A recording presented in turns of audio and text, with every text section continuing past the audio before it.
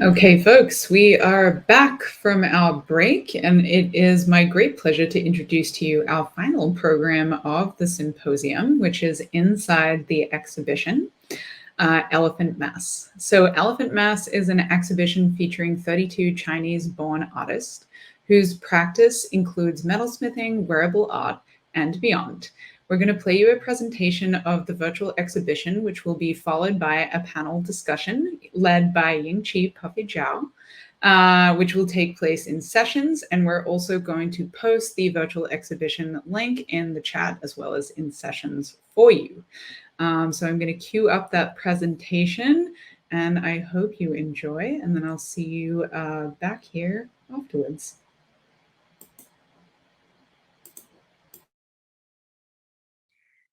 Hello everyone, this is Yinqi Puffy Zhao.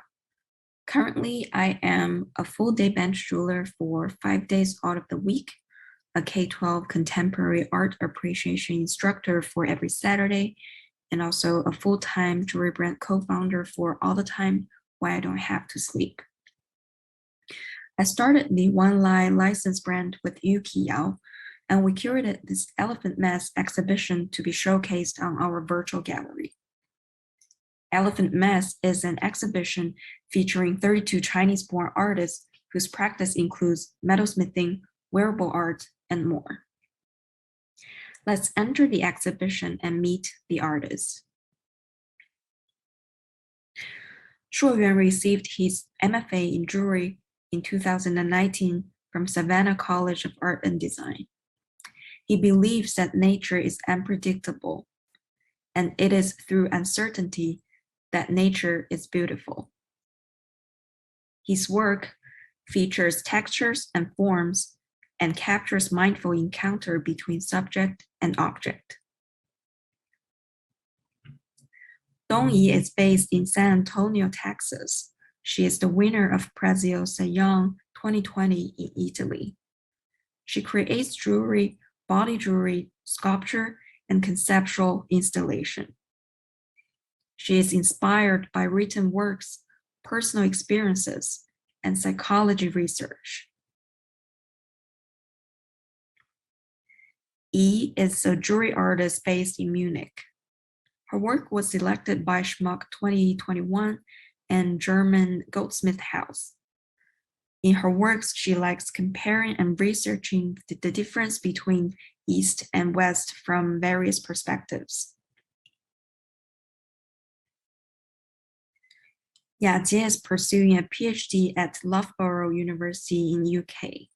She was one of the 3 winners of the Premio Xiahan 2019 in Florence. She studies the color palettes found in nature and worked with acrylic paint to express these color combinations. Hai Ruo is a contemporary jewelry artist currently living in the US. Her mixed media artwork focuses on the question, what do I look for? It is the elusive emotions that pushes her to create work reflecting something tangible in the world. Sishi is pursuing her MFA in metalsmithing and jewelry design at Indiana University Bloomington. Her work is rooted in the formal traditions of enameling and silversmithing. She draws inspiration from both architectural details and botanical forms. Beiya received her MFA from New Paltz. She uses code as her subject matter. She translates the everyday language that may be instantly shared in text messages into codes and present them in the form of jewelry. Xiao Dai is the winner of Premio Xiahan 2017 and finalist of SNAG 2017 International Contemporary Jewelry Exhibition in Germany. She is interested in biology, nature, and science, and her work presents phenomenon of variability caused by pollution. Shuren graduated with a BFA in oil painting from China Academy of Art in 2019 and is pursuing her MFA degree in studio art at Syracuse University. Her body of work derives from stereotypes and prejudice about women and focuses on advocating women's rights.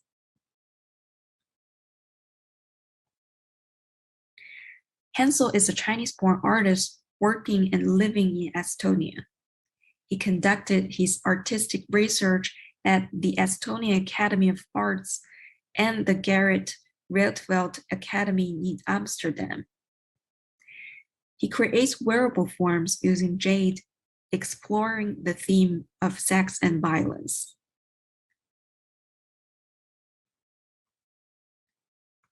Xun received her MFA in jewelry from Savannah College of Art and Design and her BFA in Art and Design from Wuhan University. Using selected found objects, she creates jewelry that evokes a sense of playfulness, joy, and imagination. OD received her MFA degree from University of Wisconsin-Madison in 2021. OD's work includes jewelry and small sculpture installation. She depicts functional objects as non-functional, fetishized images of desire. Ting Ting holds an MFA from Sheffield Hallam University in jewelry and metalwork. She explores the marriage life of contemporary couples and the relationships among couples and their respective families in the marriage life.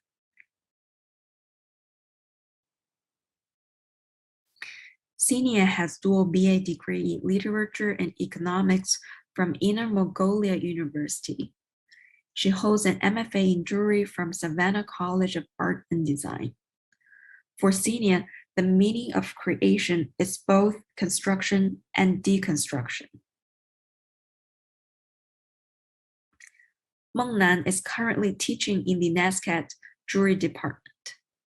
She reconsiders Western society through traditional Chinese culture and rethinks Chinese society by looking at it from an international perspective.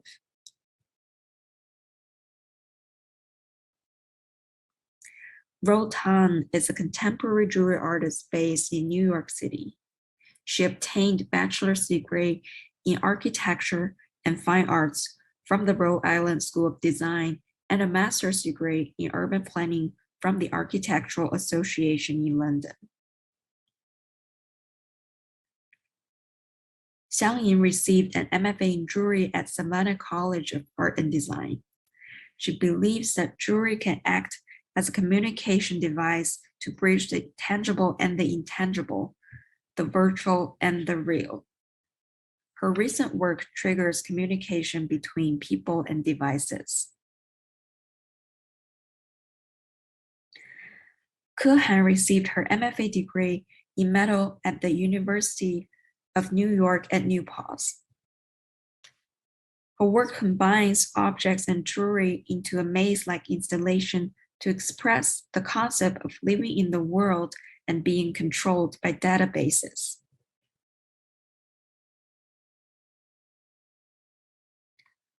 Fang Ge is a jeweler and designer with a BFA in jewelry and metalsmithing and a concentration in industrial design at Rhode Island School of Design. He is attracted to moving objects and to the magical moments when interacting with objects performing a function.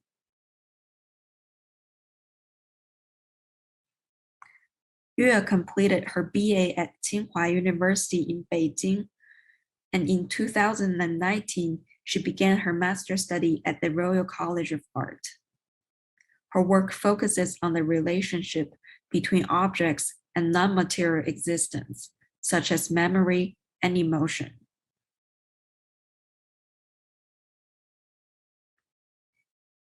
Jing is pursuing an MFA at Savannah College of Art and Design. Drawing inspiration from music subculture, philosophy, and art, Jing seeks the perfect balance between meaning, beauty, and function while cherishing the heritage of making things by hand. Ziqin received his BFA degree from Academy of Art University and MFA degree from the University of Wisconsin-Madison. His work focuses on bridging Chinese and Western culture through metal media. His inspiration comes from architecture in the neighborhood he lived in.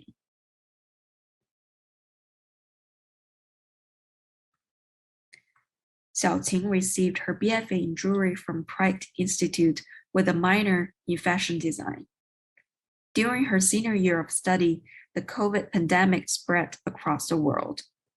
This crisis deeply influenced her practice, which focuses on negative emotions and self-acceptance.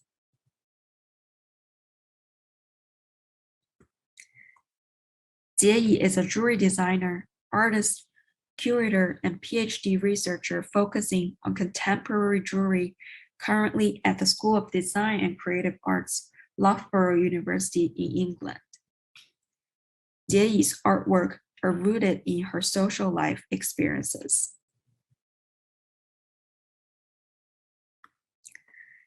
Xiao Wei graduated from Pratt Institute with a BFA degree in jewelry design in 2020. Her work is inspired by minimalism and contemporary fine jewelry, paintings and illustrations while focusing on the conflict between identity and societal standard.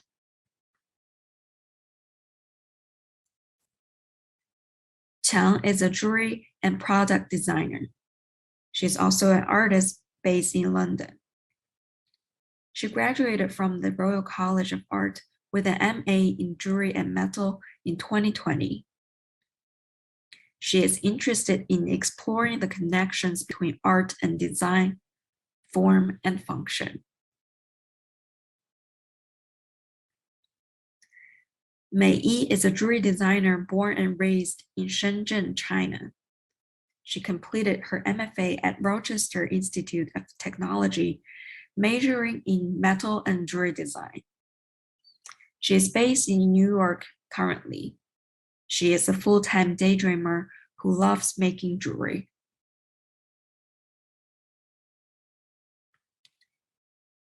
Dia received her Master of Fine Art in Jewelry and Metalsmithing at Rhode Island School of Design in Providence. Her current work explores the overlap between fashion and jewelry, both of which reflect the complexity of identity. Xin Hui is an MFA candidate at the State University of New York at New Paltz, where she is focusing on jewelry and metalsmithing. She depicts the coexistence of collision and harmony, controls the transformation between tangible and intangible, and removes the tension of confrontation.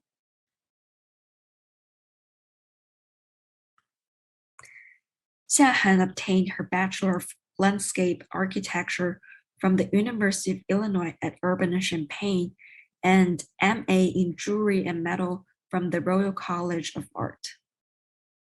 She is interested in creating interactive body installations and spatial installations.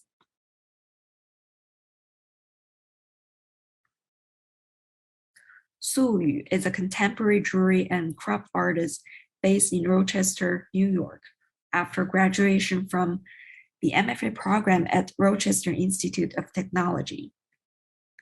Her work is inspired by her personal experiences of living in different places and relationships of her cultural background. Xue Wen graduated from Sheffield Hallam University in the United Kingdom. She explores the integration of different disciplines in the contemporary art context. Her work is based on the reflection of economic, medical, and judicial fields.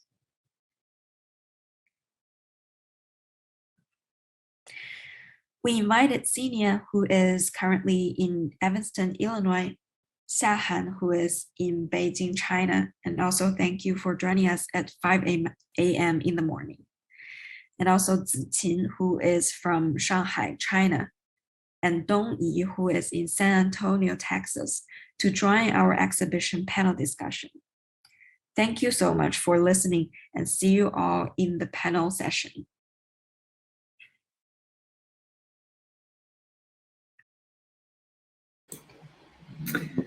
Okay, that was a great overview of the exhibition. We've also posted the link if you want to explore that more in the chat.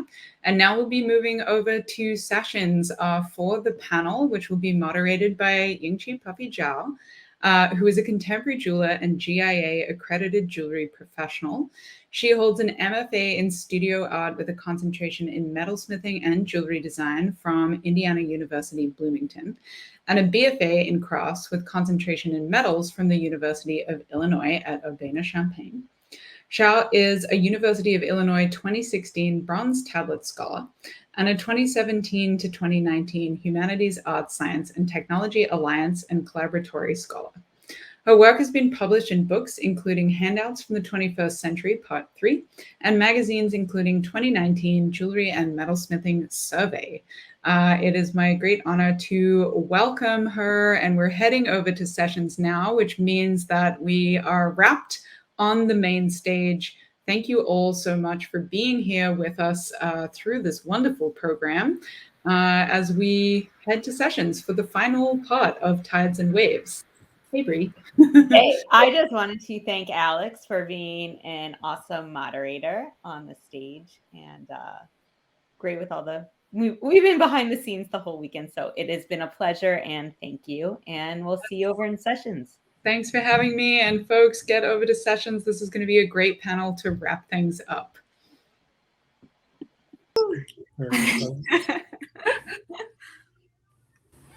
Let's see, our panelists should all be here.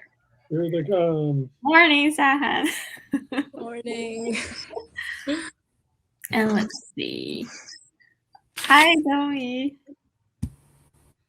And we're just waiting on, I think Xinia should be right with us. Hi, Xinia. Okay. I hope it's just not us.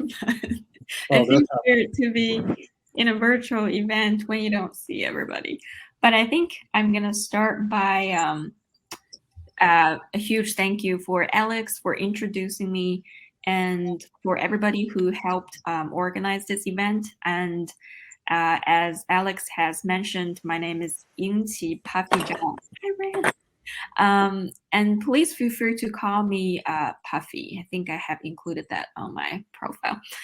So I started a jewelry brand with Yao, who actually we are all friends with Xiahan because we both went to University of Illinois at Urbana-Champaign when we were doing our BFA degree. But at that time, Xiahan was majoring in landscape architecture, and she was also taking jewelry classes with us. So when Yinqi and I started this jewelry brand, we had always wanted to curate a virtual exhibition because we've seen so many great work made by Chinese-born artists, and this is such a great opportunity to be able to make it happen a few hours ago. And everything is live, and everybody can go to, if you scroll down a little, there is the View the Exhibition tab, and it will pull you, it will pull up a web page, and that will be the exhibition that has all of our 32 artists featured. And actually, Xiahan is also in our exhibition, who kindly agreed to help us for the translating process. And my pleasure. Thank you. And you can see Ziqin and Xiahan, Dongyi, and Xinia. You can see all their work in our exhibition. And I think at this point, I'm going to have each one of our 4 panelists to introduce themselves. I think I would just go by the order that's presented on the poster. So let's start with Xinia. Do you want to turn the... Yes, thank you. Hello everyone, I'm Xinia. I'm born from Wuhan, China, in the Mongolia, China, and I went to graduate studies 5 years ago in Savannah College of Art Design, and I currently graduate from the Savannah College of Art Design as a Master of Fine Art degree last year. So basically, I'm just fresh new in the society right now, just out from the college, and recently starting building my own studio in Illinois, Evanston. So everything start fresh new and still practice my what I doing in school. So basically, my area of practice is using the traditional metalsmith, silversmith technique, and the majority of them, my work is hand sawing and hand piercing. So I using this technique for almost 3 years to practice in the schools and on my thesis, and trying to do more in to creating more like contemporary art in the field. And I get lucky as soon as I graduate from the college, and I get opportunity to be invited into multiple national shows, so I can be able to have my own craft shows and present. In this pandemic period times, I feel really lucky to be able to standing in front of the clan and standing in front of multiple artists and be able to present and get the feedback. So as a young artist, I really grateful for the opportunity to talk with you guys. And thank you for having me here. Thank you.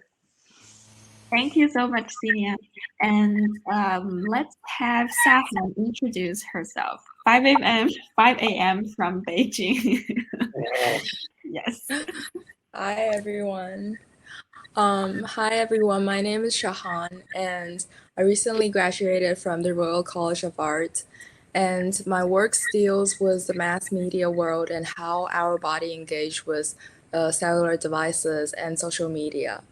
My graduate work, Morning Prayers, has won the Graham Hughes Award, which is awarded by the Royal College of Art, and also the Mazet Graduate Prize, which is awarded by Gallery Mazet. And in this work, I started out with the gesture of how people engage with cellular devices and social media. And I correlated this gesture to the gesture where people, when people is praying, the praying gesture. So this indication that social media has already become, this gives the indication that social media has already become the contemporary religion that we all believe in. And that's it. Now I need to unmute myself. Okay, thank you so much, Xiahan. And let's have Ziqin introduce himself.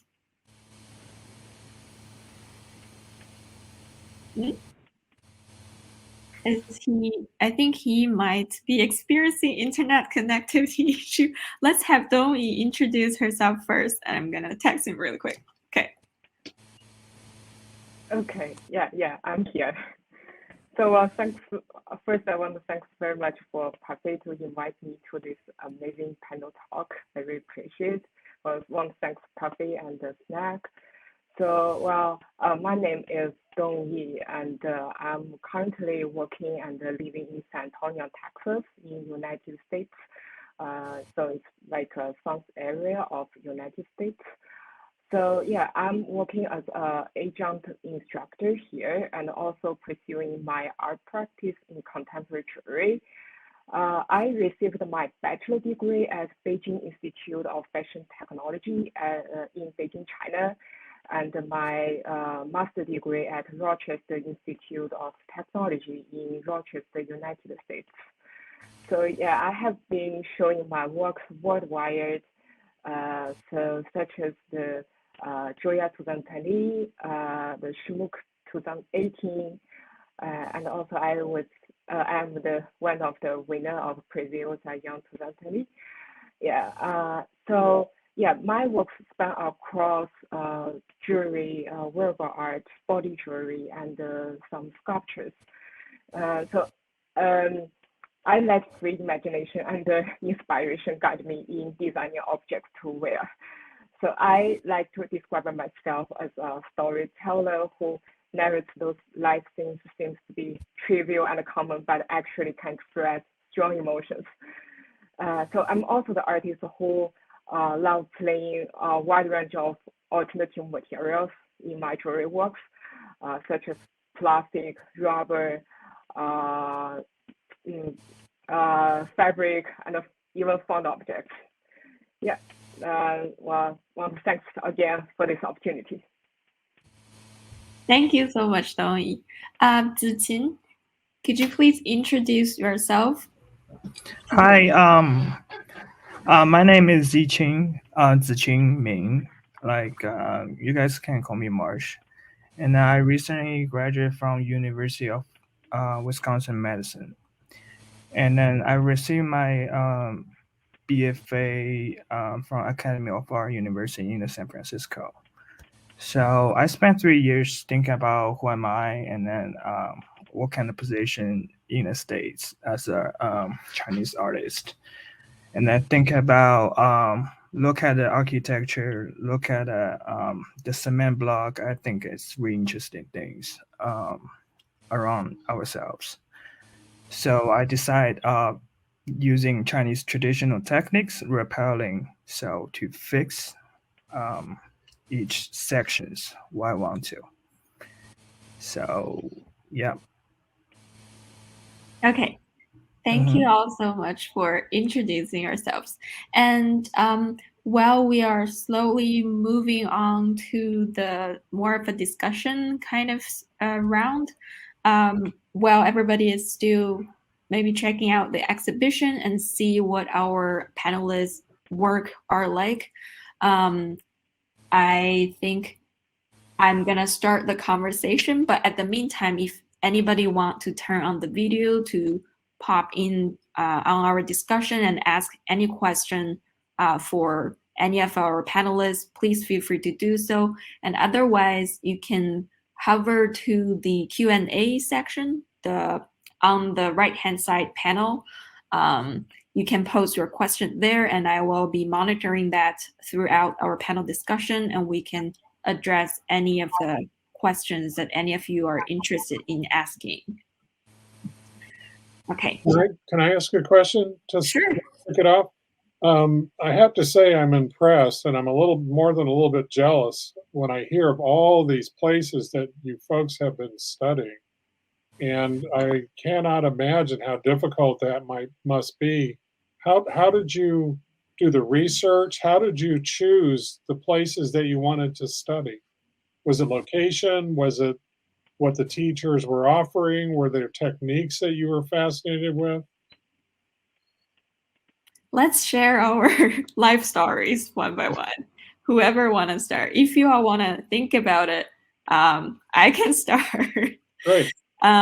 So for me personally, me coming to the state is a complete coincidence, I would have to say, because up until when I have to start applying for college, I was actually gonna go to Japan to study abroad, because my high school it's like a Japan it's a collaborative school between China and Japan. So a lot of our graduates will go to universities in Japan, and they will be studying in like STEM fields, like science, computer science, math, chemistry.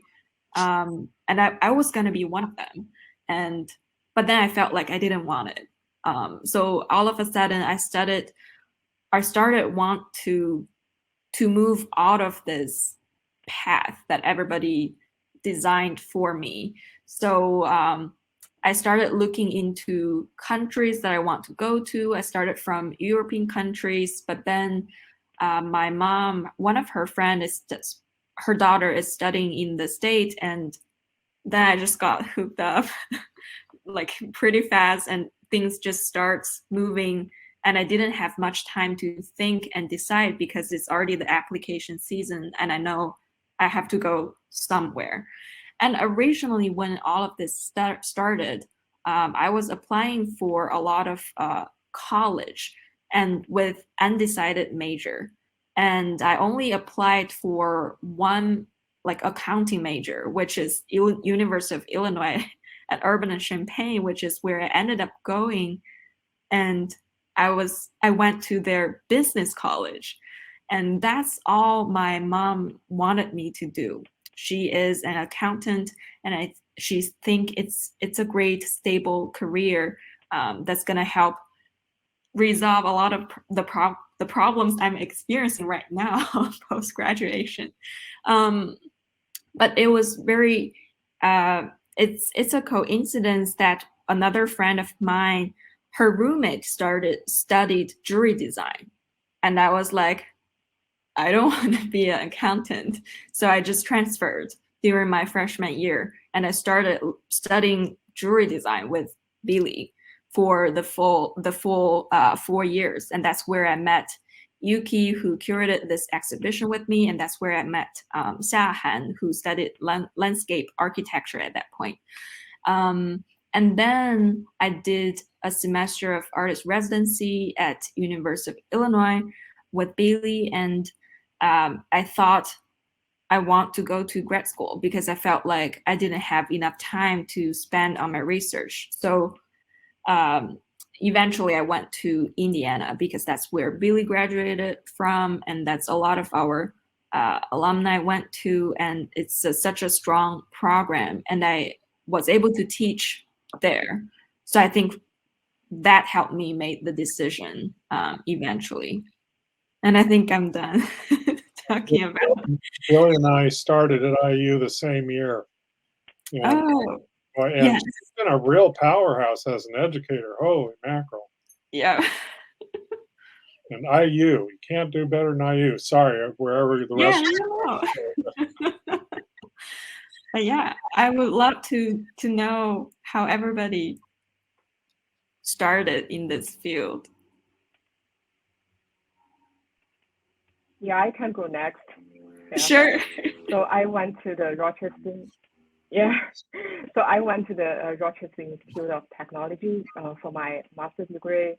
And I think the reason why I go there because of my professors, Leonard and Carlos. And they are super nice. So before I went to the Rochester Institute of Technology, and I'm the student who have no confidence. But well, actually, the two professors, they helped us a lot. They always told us, you are the superstar and you should trust yourself. Yeah. So yeah, they are so great. So that's the reason. Yeah, I think I'm done. That's great. Good school. Excellent. Yeah. But the weather there is so cold. Yeah. All right. It's in the northeastern area. It's super cold. When I was looking at where to go to school in 1978, I spent a month on a Greyhound bus going across country because we didn't have the ways to check online at that time. RIT was one of the places I looked at. And it was the weather that scared me away. But I'd learned about IU just before. But Leonard Urso, some of those sculptures he's making, wow, he is amazing. Oh, yeah. The hand sculptures, really. Yes, remarkable.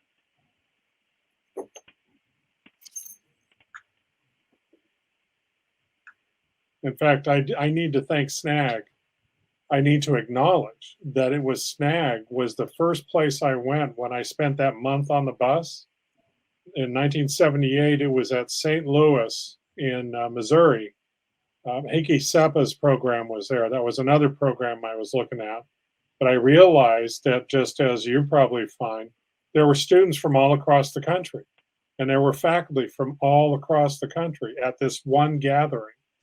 And it was kind of like a little United Nations of jewelry and metal arts. And it's even more so now with presentations like this symposium. Remarkable, really fantastic. I think I can share a little bit my experience. And I'm actually, my undergrad study is on Chinese language and literature and economic. So it's nothing really related to the art field. I have the dual degrees in China, and by the time I graduate from the bachelor degree from the college in China, I started wondering what I can do, what I want to do. So I do tried a lot of different careers, working in bank. I mean, for the economic, working for bank for 1 year, and also being freelancer photographer for 2 years too. And also, like, I'm really interested in how handcrafting gave me the satisfying, and how I'm like really interested and really finding too. I feel like there's passions inside there, between my two hands of what I can create, and I'm really put myself into a zone that I cannot distract by anyone else. I can own the times, and it's only belong to myself. So I started wondering, okay, I want to pursue something more, but I'm wondering, this is still question mark for me. So I'm wondering, okay, related to leather crafting, probably accessory design for me, or like a photographer, like what I do, I can pursue photography too. And by doing the researching, be prepared for studies, go abroad studies, I accidentally meet the jewelry field. And in that time, I have no knowledge about what contemporary jewelry or what jewelry design means to me. But the only thing I'm confirmed is, okay, this is really related to what I love, making things by hand. And this is more between materials, what we're into pursuing. So I chose to study abroad. And during this graduate study in this 4 years past, I do start everything from scratch. How to open a tank at the beginning. You know, I cannot really understand how to do the soldering part. What's the metalsmith, forging, all the tools, what that mean? So I learned from everything from scratch. And besides all the technique issues, and I start understanding the design process, what we can bring ideas on the tables, how we can dissect ideas and dig into deeper ideas and develop into something more related to philosophy, what we related to what we live in, what related to what we experience in life, and how to express yourself through all the medias, through all the materials. So during the studies, we do have a lot of experience on all kind of materials. We make our own materials. We experience all the traditional techniques from the jewelry perspective. And we understanding in that part, my knowledge of jewelry is no longer what I actually known 5 years ago. It's nothing about something you're wearing. It's more like a medium. I mean, we can wearing for identity for all kind of reasons, but it's something, it's really self-express. It's showing our life experience, our aesthetic, our understanding to the world. So I really appreciate I can be able to have the opportunity to study. I mean, it's really a coincidence or it's accident for me to tumbled in this field, but I find my way to express right now. So that's the one thing I feel, okay, I'm pretty lucky. And perhaps there's all the ways we can choose our different art expectations we can express through music, from painting, from all kind of things. But we're choosing something that has much broader meanings. And so being a jeweler today, after all the studies, all the practice of all the conversations between artists, professors, like students, and I find a little bit, I think I can be able to understanding a little bit more than 5 years ago. So this is kind of my experience through the studies, through the experience. Thank you. Thank you, Xinia. We also received a question from Patricia Nelson that asking whether, Xinia, are you laser cutting the forms that you use, or what are the process to create the forms with like intricate cut lines that's seen in your work? Actually, my work is all hand piercing. So it's all made by hand piercing, hand sewing, and hand fabricate. So, I mean, I bring my work to Hoya, Barcelona, like 2019. When I display my work on the table, majority of the audience approach to me. They first thing come to their mind, okay, this is laser cutting. But I trying to express myself is, okay, this is not laser cutting, it's hand piercing. And because the hand piercing process is not only a traditional technique, it's also my working philosophy behind my work too. And I have one graduate work is a handmade hourglass, and with all the powders collecting with 1 year. So the object means the names called 1 year. So we understanding, we thinking time in different perspective. We calculate time in different perspective. For us as a makers, all the silver dust from my hand piercing, it can be a recording of the time. So that's why the hand piercing process is so crucial in my work, and it cannot be replaceable. I mean, it's really time consuming, but I think everyone sitting in front of the bench know what I'm saying. It's a meditation for us. It's something that cannot really take an hour and buy other technique or other materials. Thank you so much, Xinia. Jack, did you want to say something? I was just going to say that I was just pulling up some of your work, Xinia, and it's gorgeous. It's really gorgeous. And what I find, I love how you're talking about another reflection of time, that the particles, from the product of such a simple technology. This technology has been around for hundreds and hundreds and hundreds of years. The same equipment you're using is what Fabergé's people were using to make those unbelievable legs. And it can actually be even simpler. Don Stewart from Canada, who was president of SNAG a number of years ago, he has traveled the world to help different groups of people learn jewelry techniques and begin to produce things. He was teaching in a remote place once that was so remote, they could not even ship in saw blades. So do you know how they made what they did for saw blades? They used binding wire, steel wire that they use in concrete for the iron to hold it in place, the rebar. They stretched it, hammered it, used chisels, and made their own saw blades with a hammer and a chisel, and then cut the metal with that. But it just, what a versatile tool, and so simple. A beautiful work, really lovely. Thank you so much for sharing, Jack. And also kind of going back to what Jack asked about choosing schools and going for a career in jewelry design, I wanted to ask Xiahan, because I've been curious to learn more about the reason why she graduated from a landscape architecture program and then decided to go for a master's degree in jewelry design. Yeah.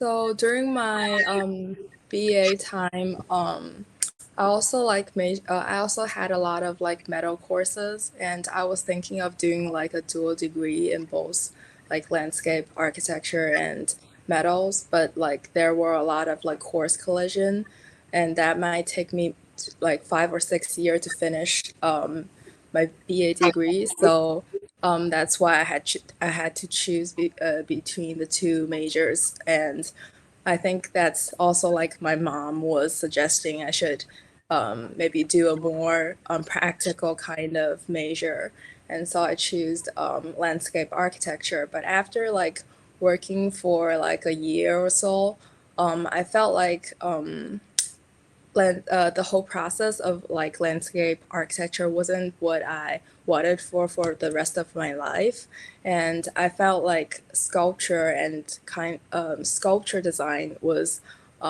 more what I'm interested, and so I wanted to go back to school and to learn more about maybe like sculptures and also like art related major. And I had the background of like metalsmithing, so I chose jewelry design.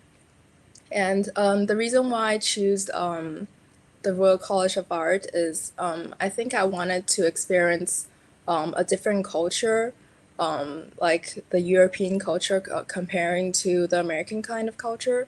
and I think the school offered me a lot of like resources and really helped me to develop my ideas on my work, and also all the teachers were really supportive, and yeah.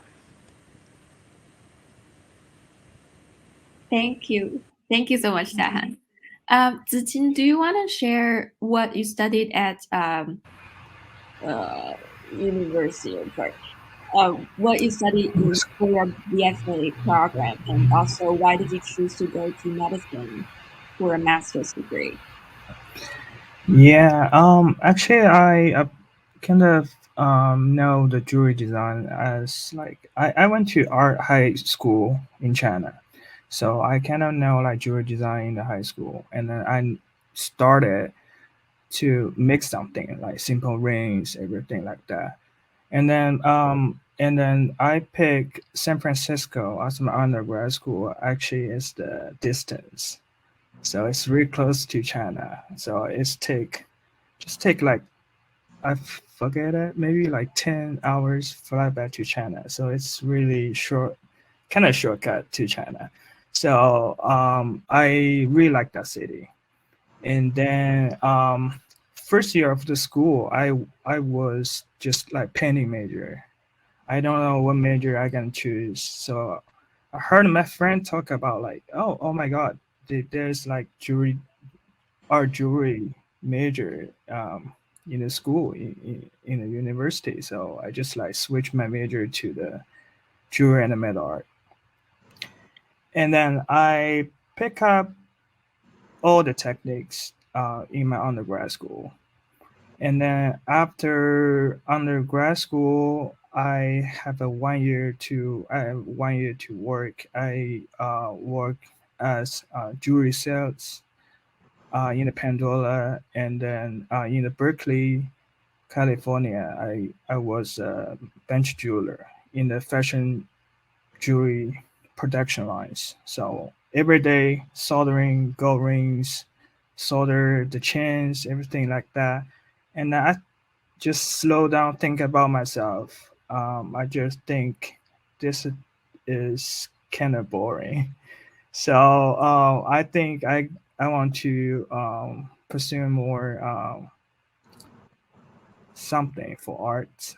So I applied the school, um, all the school in the states, a lot of like different schools.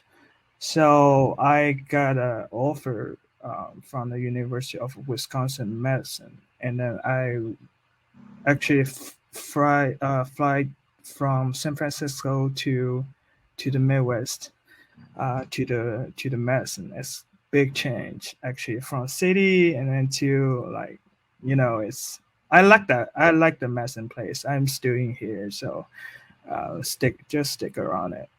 And then I just come here. I think this place is really cool. It's so different from the city. I think this place is perfect place to you can stay here to work. You can create art, and then I met my professor Lisa Granick, and then I think her work inspired me a lot. I mean, for my whole kind of art creative career.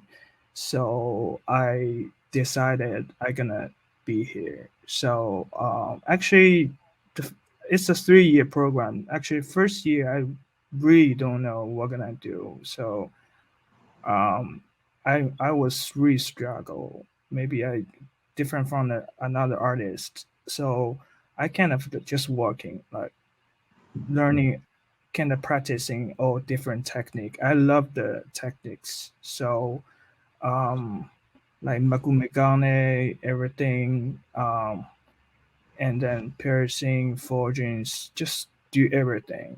And then second year, I will just calm down and then think about myself, what can I do, and then what stuff I interested about.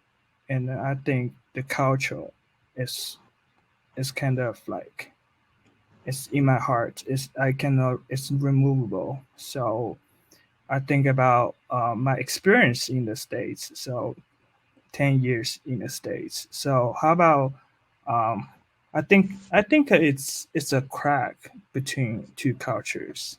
Maybe it's good, maybe it's not good. So it's all about my feelings. So in my graduate MFA show, I create a piece. I remake it Asian piece called like enamel cup mounted two fishes. So it's original piece. It's Asian pieces in the museum. So I figure out what the connection between like pieces and the cultures. So that piece is actually the cups original piece. The cups is from China in the 1970s, and then the materials is made from French artist metalsmiths. So I think about I I I was Chinese. I am Chinese artist. I can do create by myself by my own, like blending like two culture together. So yeah, this is all my story and the experience of the metalsmithing. Thank you so much, Ziqin. And now that we are talking more about our creative practice and work, I also wanted to ask Dongyi, because she uses a wide span of materials in her work, and I'm seeing sand and also artificial grass, and then I know she uses photo acrylic and a great variety of materials. So I was hoping to ask whether you could talk about how you make your material choices when you are creating your pieces. Yes, thanks for this question, Yinqi. Yeah, I would like to answer the question. So first, I would definitely think about the textures, the forms, the shapes, the weights, and the flexibilities of materials. So yeah, I have some workshops about materials. So yeah, every time I just told to my students that each material has their own personalities that we should respect and understand. So for example, like it might be easy to create a sharp line by folding paper materials, but it might be hard to create a sharp line by fabric materials. So yeah, because fabric material is a soft material, so that is the reality. All of us need to face to that. And the second factor I would consider is the bond between my materials and my concepts. So every time before I start my project, I would do research to find the material that best fit for my concept. So yeah, so I would ask myself, so what I want to express through this material and how I feel about the material. So also, for example, like for the steel materials, maybe that is the material makes me feel cold, but the materials coming from natural, such as the paper and the wood, maybe makes me feel warm. So I want to personalize my materials and transform the materials into the tools to express my thoughts, my imagination, and ideas. I hope that answers your question. Definitely. Thank you so much for sharing. Oh, and I can't hear you. Okay. I think at this point, I want to bring up like a practical question. So after I graduated, which is last year of 2020, the pandemic hit in, and that's when everything was canceled. I was gonna go to a few residency, but all of them were canceled due to the pandemic. And then I was facing this how do you make a living with art? Practical question. And when I was listening to Ziqin answering what like the experiences he had after he graduated from his BFA program, I'm experiencing that same issue or situation right now, because I'm working as a full-time bench jeweler apart from all of my startup projects, because I have to make a living and then pursue what you want to do at the same time.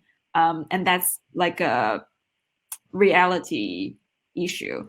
And I do agree that after you are sizing 20, 30 rings a day and laser welding those broken chains together, you lose your interest in what you do. Like, you are practicing all those techniques that you love, but it's for such a productivity and efficiency issue, and you're just outputting orders all the time, that I start to lose focus and to lose a little passion for what I've always wanted to do for so long. And so I wanted to ask everybody, how are you making a living doing art, doing what you like? And I personally would love to learn more on that as well.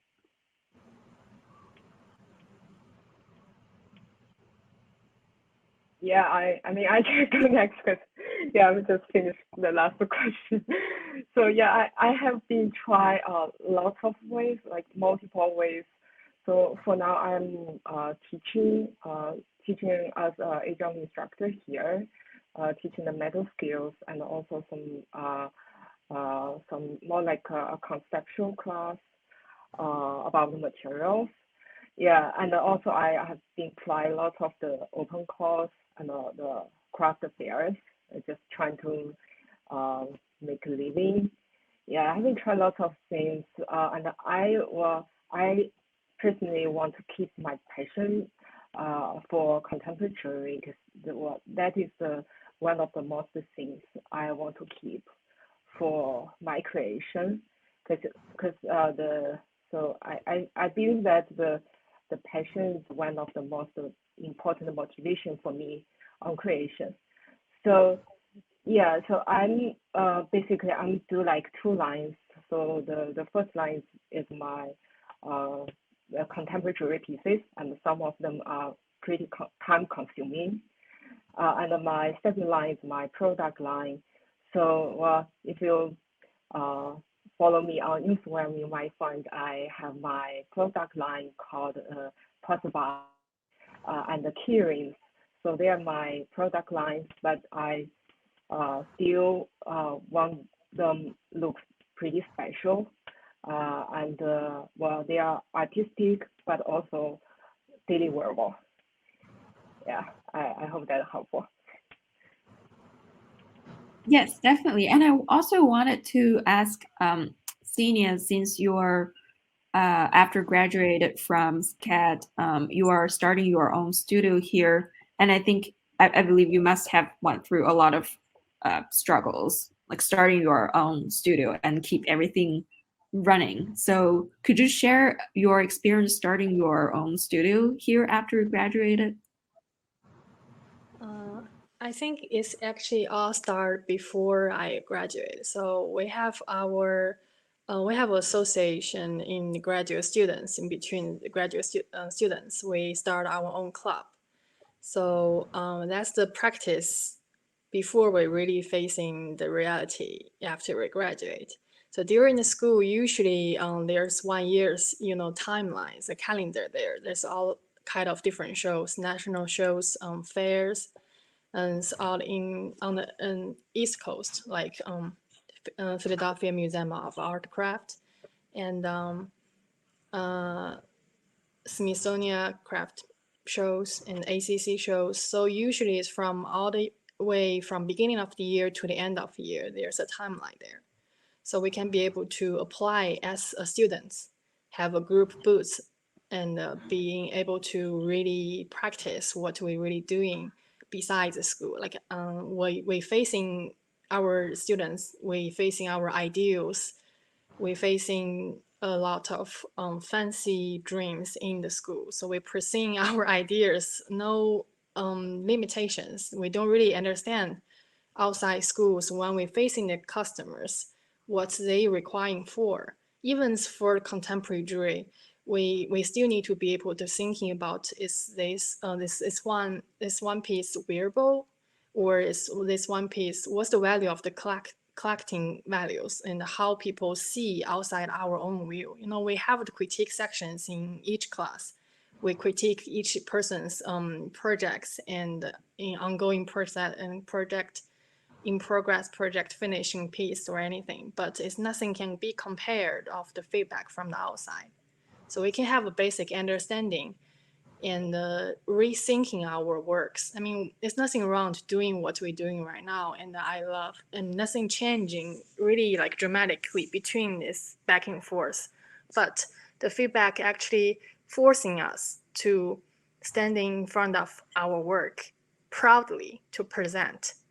And if some feedback come back, this is function part, is mechanism false, it's not really we can get idea from the class every day, but we can get from outside feedback, from the client, from other artists, from the really established metalsmith or goldsmiths in the craft fair. So we've been practice over 3 or 2 years, even before I graduated. So I already been to the national shows for several times, and we start everything from setting up the booths. I mean, how to design your own marketing tools, business card, and banners and everything. So we have an understanding of it.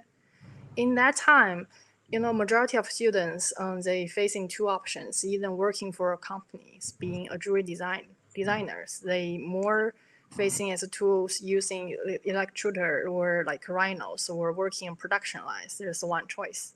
And the other ones, or majority of my friends in school, they more interested in being a full-time contemporary jewelers or studio artists. So they already have ideas what they're facing in front of us. And they know what's the timeline of each year's, what qualified of your works, what you need to prepare for it. So I'm really lucky to be able to practice before I graduate. So, I mean, before everything, like especially before the pandemic hits, we're actually running our deadlines, not only in the school project, but also for a lot of production lines for the shows. But everything posed, and I asked myself, I want to be a full-time jewelry artist, but it's not only to facing the problem, is can I really support myself by only doing this, and also do I have the self-discipline to working every day, wake up every day, knowing what the group, knowing what I should do for the whole days. Can I using time properly? Can I really meet any requires for the works, for what I can doing for the shows? So I do have a gap for 1 year during the pandemic, trying to figure out is this the road I really want to pursuing? Can I have the, financially or emotional ability to be able to support myself for that? And I think it's doable. It still have a lot of challenge coming, and in facing the point that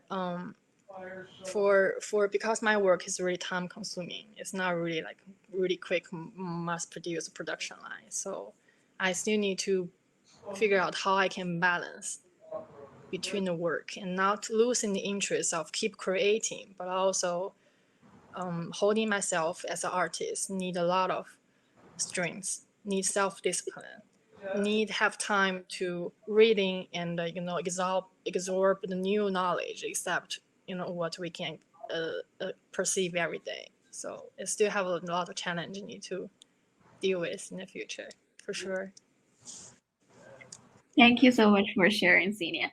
And also, I know that after graduating, Ziqin, you are starting your remote courses with GIA, Gemological Institute of America. You're doing the graduate gemologist program. Could you share why did you decide to pursue that program, and how's your remote studying experience with GIA right now?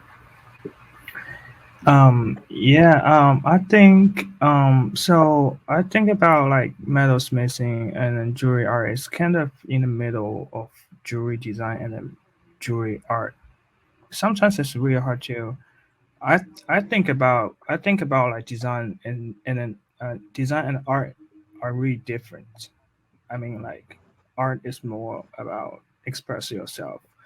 So like design is more for the user on the customers. So I think about that in my future. Um, I still kind of want to professional jewelry designer. I'm not like say no for that. So I think about right now the timeline.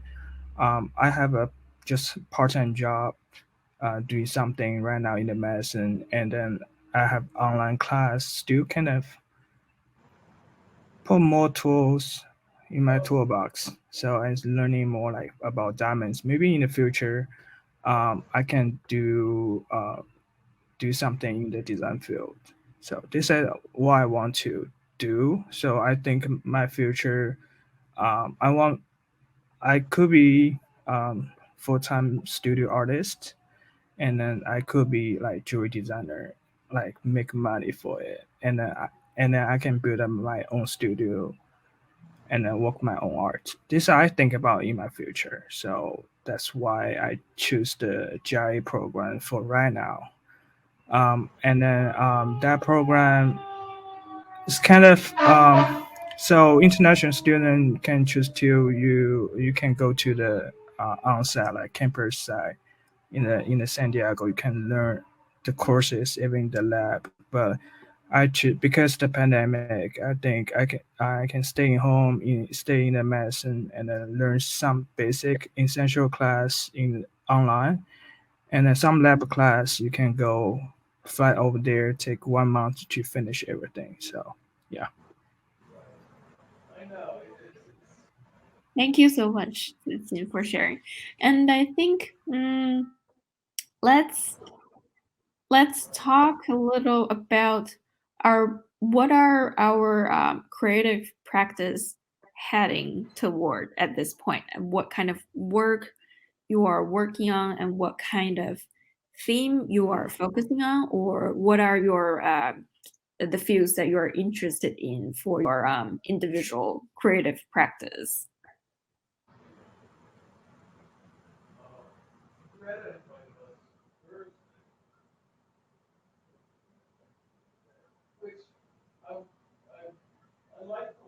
Dongyi, did you want to talk about your latest series of work? Because I think after we presented your rubber necklace, one of your rubber pieces that you worked on before, but I think after that you were having solo exhibitions, and a lot of the work were very different from that series.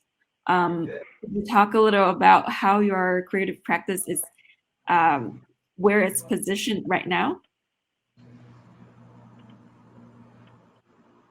Oh yeah.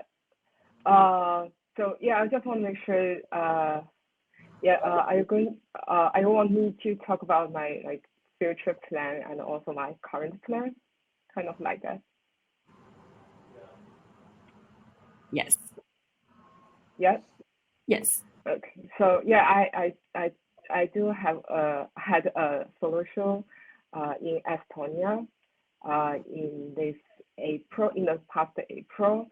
So the collection I showed there was my passerby collection, which is different from the title series I showed here in the elephant mask. So yeah, the inspiration is also pretty different. So for the title series, the inspiration was coming from a small but interesting moment I had in my life.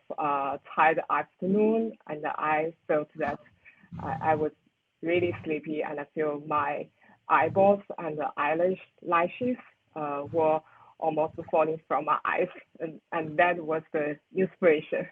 I just want to share that.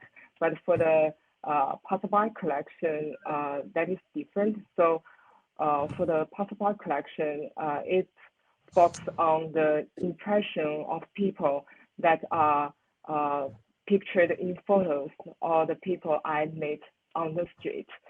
So I transfer these quick images into jewelry pieces that can be wear. So it has some street style with kind of fashionable works. Yeah, the materials I have been using in the passerby series are rubber, plastic, fabric, and also sterling silver. Yes, so for the upcoming project, I might be still working on my passerby collection. It might have different colors that inspired by different passerby I met on streets.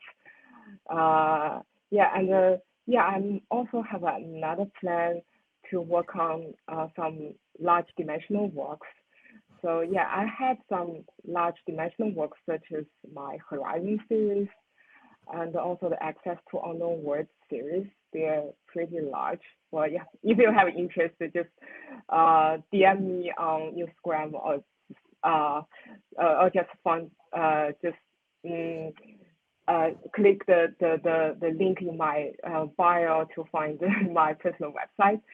So yeah, so I have a plan to work on the large dimensional wearable works. It may have some weird details on the piece, maybe or have some rolling eyes. Yeah, maybe kind of creepy.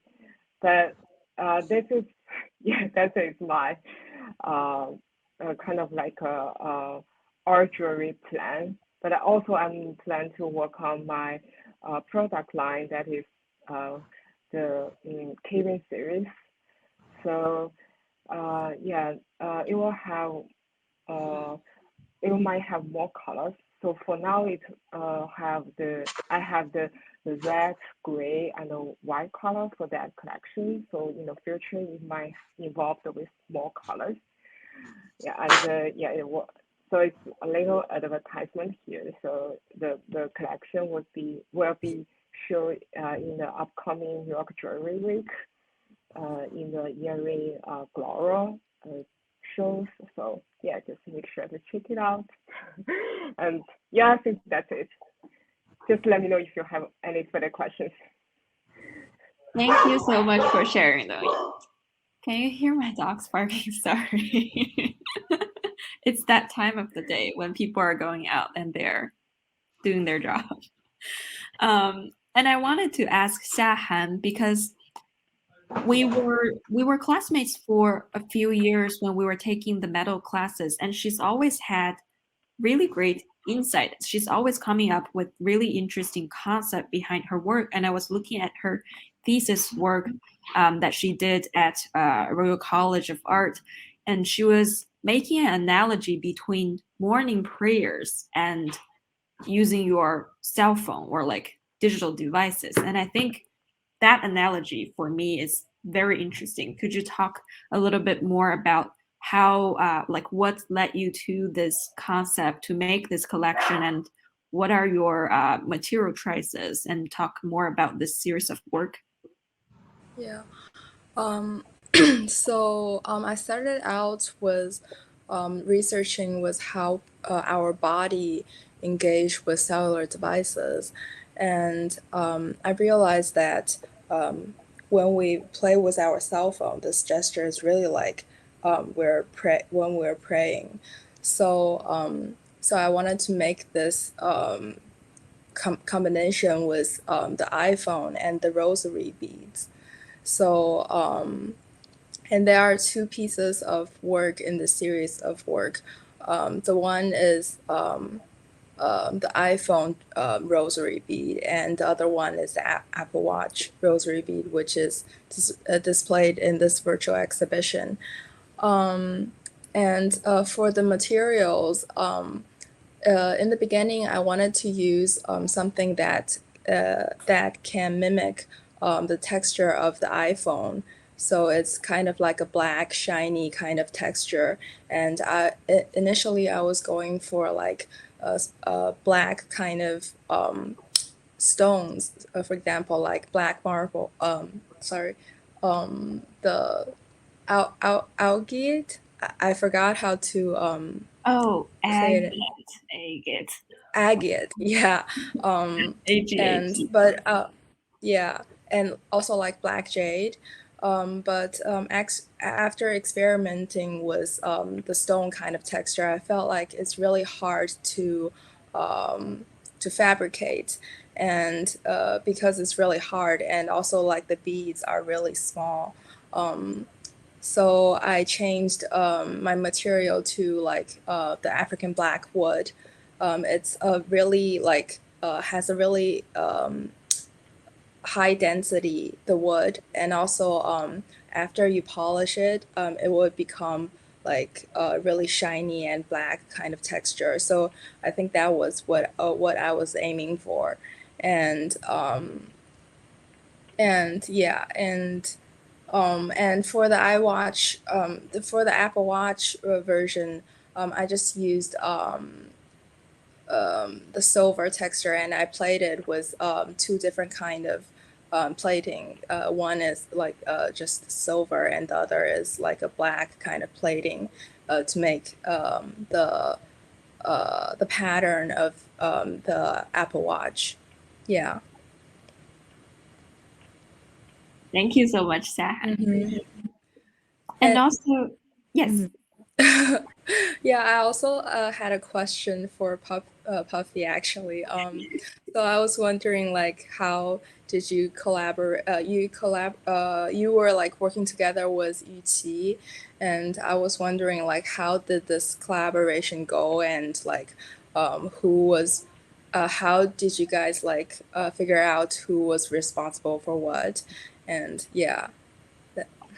Yes. So we were basically just staying up for all the time that we don't have to sleep to be alive for the past few weeks, because we originally had this idea in mind of curating an exhibition like this, but that wasn't something that's going to happen this year.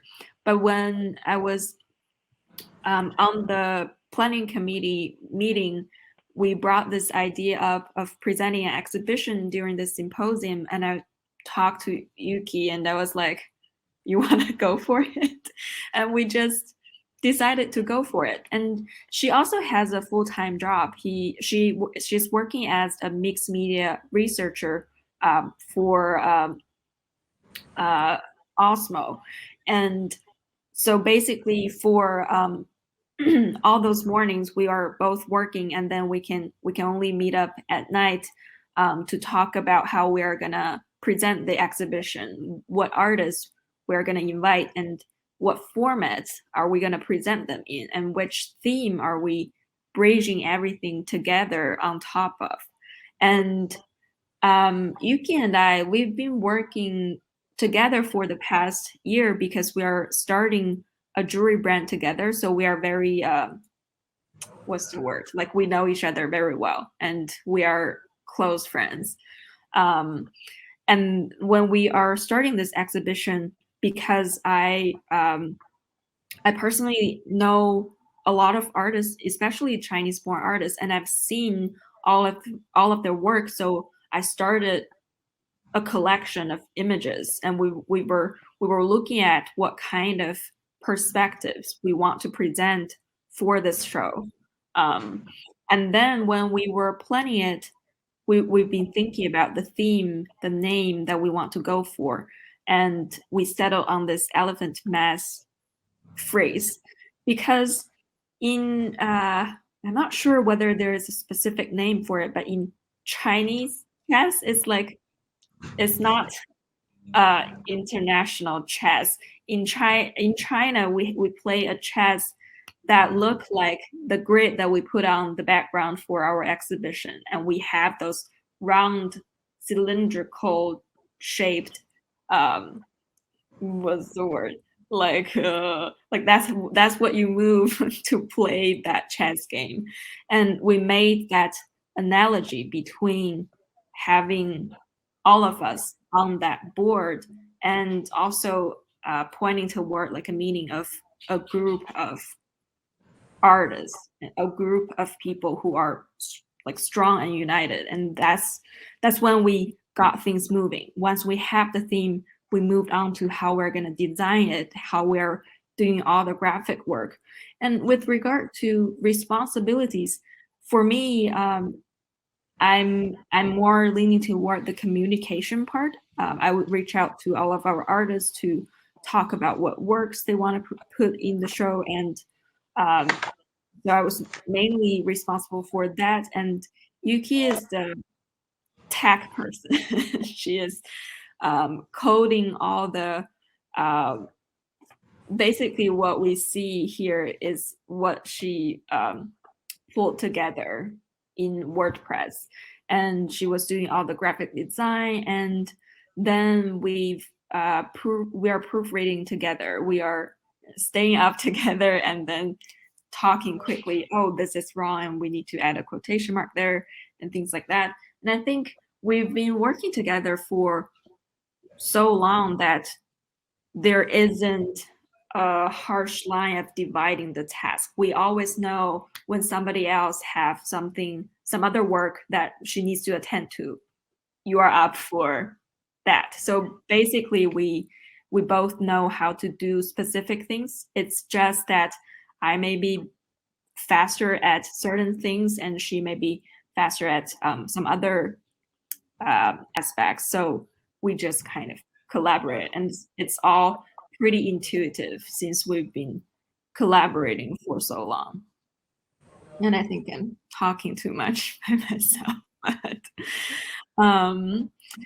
and yeah, I think it was such a great experience inviting all of our artists, and I didn't know it would just be me asking most of the questions, but I think everyone answered them really perfectly. And I was really happy that we are able to pull off this exhibition, because I really wanted to show everybody what we are making. And I think everyone brings in a really different perspective. We are not dealing only with our own culture, but we all have, studied in the States, and it may not even be studying jewelry design. Some of us studied economics like Xinia, and Xiahan was in landscape architecture.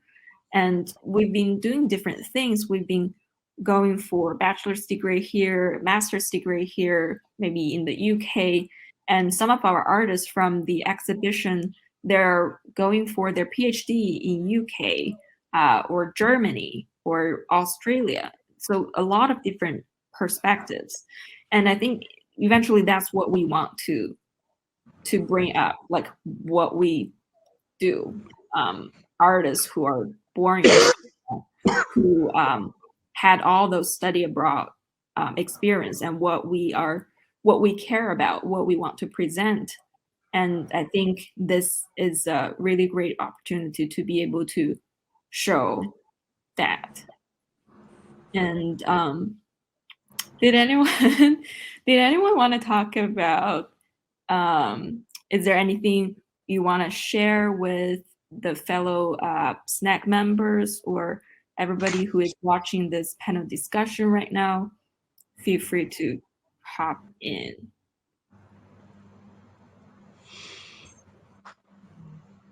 Unfortunately, I missed the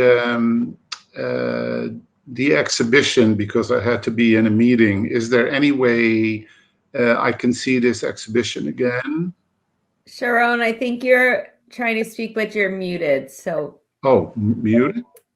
Oh, I can hear you. Can you hear me? Yes. Okay. If you want to access the exhibition, if you scroll down the screen, there is a view the exhibition in blue text. Also, if you go to the event panel, and when you scroll down to the very end, SNAG posted our link. I put it in the sessions chat right here also. It's in the chat for the sessions and in the main state. Oh, I see. monthlyproject.org. Yeah, okay. Yeah, I would be interested because I'm organizing this big Asian exhibition for New York Jewelry Week, including there are 50 artists from Korea, Japan, China, Taiwan, and Thailand. And for some mysterious reason, I have no idea why, a lot of the Chinese artists that I invited never responded. So I think it's usually because I send everybody info via email, but everything is very instant with WeChat, and that's our the most intuitive way for us to communicate. And sometimes no emails, no, yeah, not through email. not.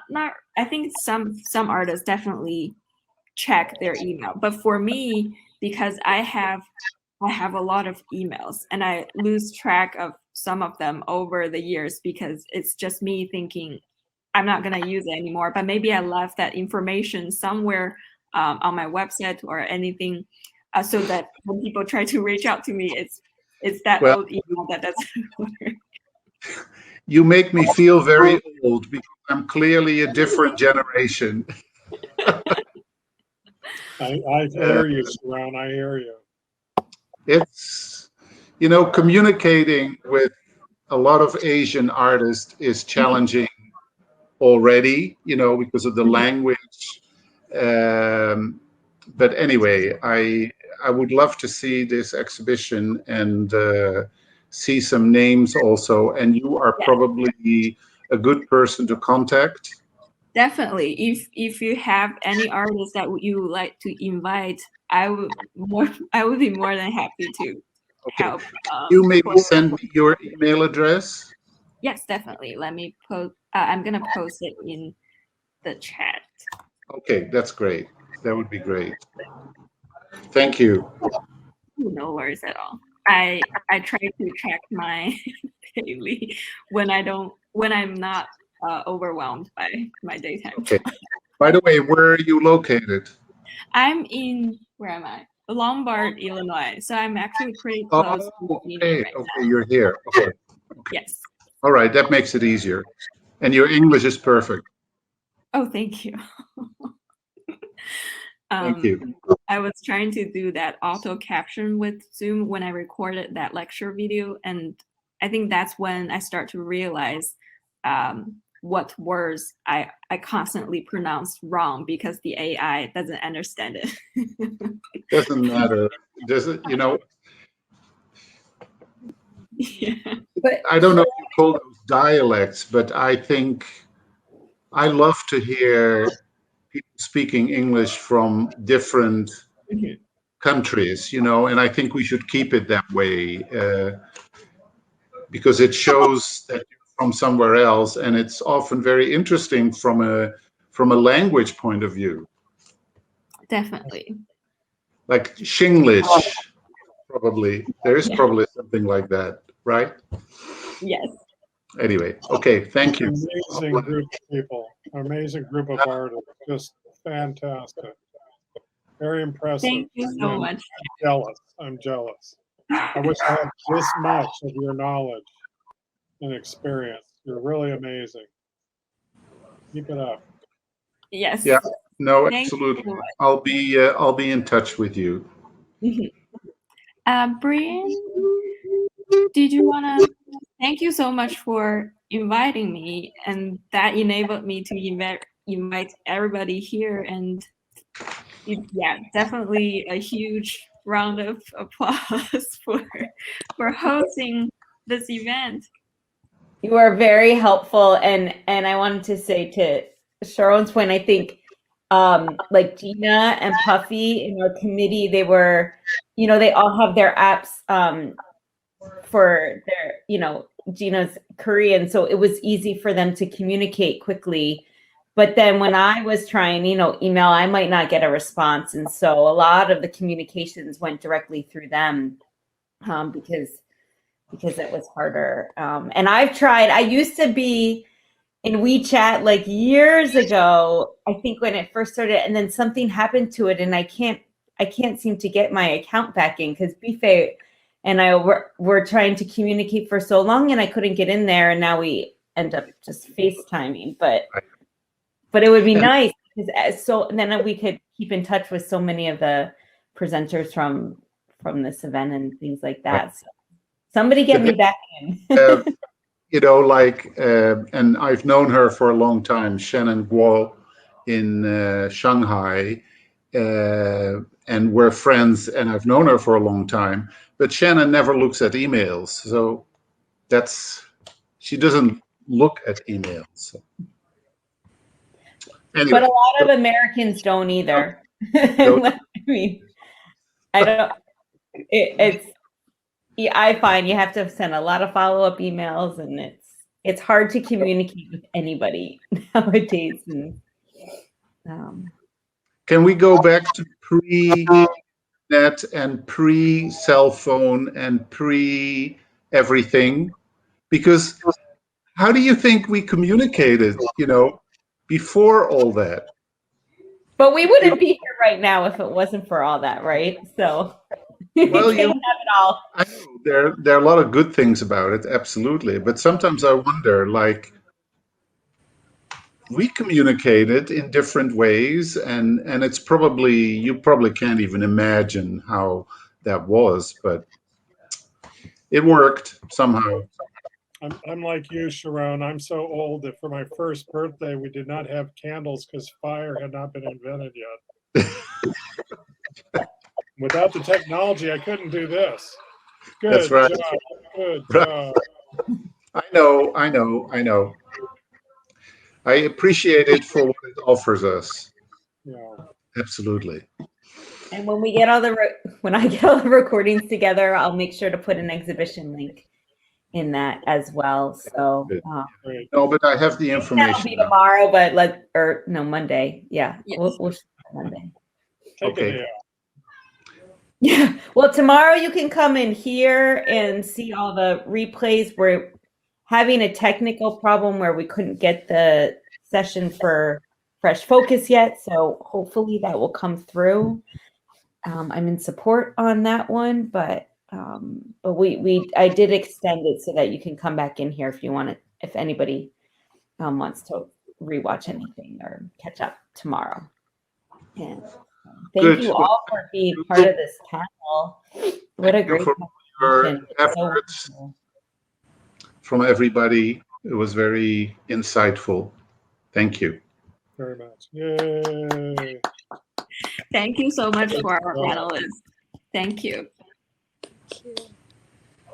Yeah, I want to say thank you again for SNAG and Puffy. It might be a lot of the work. Must be lots of work. Thank you very much. Puffy, I hope you get to sleep now. Well done. Yeah, just now please go to have a drink first. Have a drink. Yeah, I told my boyfriend, I was like, we need to go out tonight because I haven't even left. I don't think I've left the computer in a week, let alone the house. Yesterday, when I was, on the program the whole day, and when I went to bed around maybe 11:30 or so, I literally could not, and I'm a very good sleeper. I usually fall asleep right away. I could not sleep. I was awake for a few hours. I was so filled with impressions and thoughts. And so I hope we'll all sleep fine tonight. Yes. Okay. Thank you again. Happy trails. And if anybody wants, I think we have the hop-in hangout session will be open all night too, so you can all get together in there as well. So good. Can catch up. Love and you here. Bye. Thank you.